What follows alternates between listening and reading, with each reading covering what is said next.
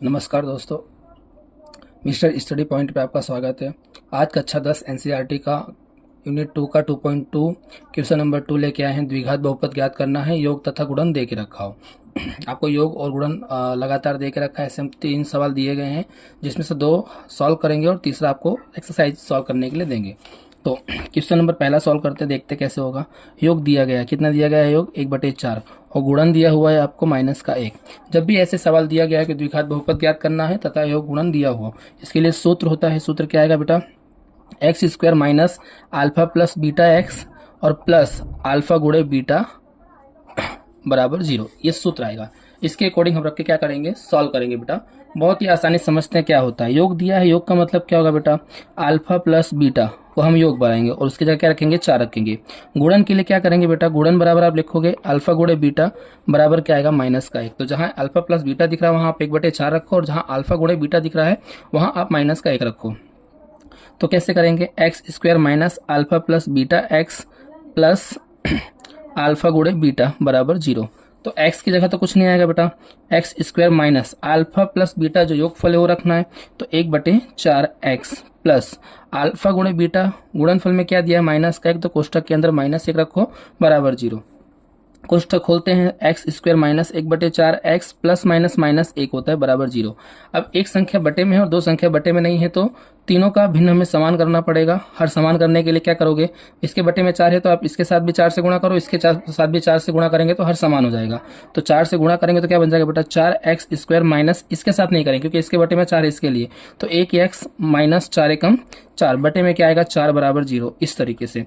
और बराबर 0 है तो 4 का गुणा 0 से करेंगे तो क्या जाएगा आपका? 4x² माइनस 1x माइनस 4 बराबर 0। तो आपका क्या निकल जाएगा बेटा? द्विघात बहुपद। इस तरीके से हमारा सवाल नंबर पहला हल होगा। अब सवाल नंबर दूसरा क्या दिया देखते हैं अगले पेज पे। √3 और 1/3, √3 और 1/√2 और 1/3 दिया बेटा। तो कैसे करेंगे? √2 और 1/3, ये पहला सवाल नंबर दूसरा है। ये पहला योग होगा, दूसरा क्या होगा बेटा? गुणन होगा। क्या होगा? गुणन। इसमें भी सूत्र रखो। सूत्र क्या आएगा बेटा? तो आपका सूत्र आएगा, क्या आएगा? x² minus alpha plus beta x plus alpha गुणे बीटा बराबर 0, इस तरीके से। तो योग में क्या है बेटा? आपका योग में है अल्फा प्लस बीटा बराबर √2, और गुणन में क्या दिया है? गुणन में दिया है अल्फा गुणे बीटा बराबर कितना दिया है? 1/3। इस तरीके से हम रखेंगे और योग और गुणन को हम कहाँ रखेंगे? सूत्र में रख के सवाल को हल करेंगे। देखते हैं सवाल। x² minus alpha plus beta की जगह क्या रखोगे बेटा? √2x और प्लस अल्फा गुणे बीटा की जगह 1/3 बराबर 0। इसलिए सवाल में कैसे बताए थे कि इसके बटे में 3 है, तो इन तीनों का जिसके बटे में कुछ नहीं, हर समान करने के लिए गुणा करेंगे। तो 3 का गुणा 2 से भी करेंगे रूट से, और 3 का गुणा 1 से भी करेंगे x² से। तो क्या बन जाएगा बेटा? 3x² माइनस 3 का गुणा √2 से करेंगे तो 3 2 रूट आएगा x और प्लस 1, बटे में क्या जाएगा आपका? सबके बटे में 3 बराबर 0, इस तरीके से।